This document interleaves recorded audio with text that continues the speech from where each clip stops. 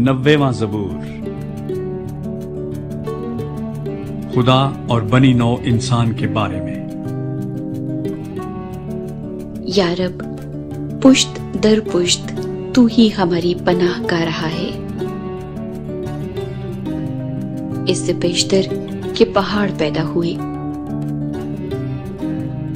यह जमीन और दुनिया को तूने बनाया। अज़ल से अबद तक तू ही खुदा है। तू इंसान को फिर खाक में मिला देता है और फरमाता है, ऐ बनी आदम लौट आओ, क्योंकि तेरी नजर में 1000 बरस ऐसे हैं जैसे कल का दिन जो गुजर गया और जैसे रात का एक पहर।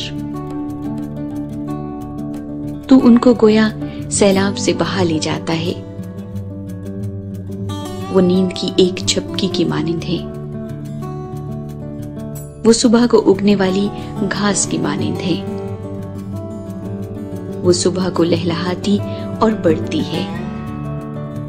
वो शाम को कटती और सूख जाती है, क्योंकि हम तेरे कहर से पनाह हो गए और तेरे गजब से परेशान हुए। तूने हमारी बदकिरदारी को अपने सामने रखा और हमारे पोशीदा गुनाहों को अपने चेहरे की रोशनी में, क्योंकि हमारे तमाम दिन तेरे कहर में गुजरे। हमारी उम्र ख्याल की तरह जाती रहती है। हमारी उम्र की मयाद 70 बरस है, या कुव्वत हो तो 80 बरस, तो भी उनकी रौनक महज मुशक्कत और गम है, क्योंकि वो जल्द जाती रहती है और हम उड़ जाते हैं।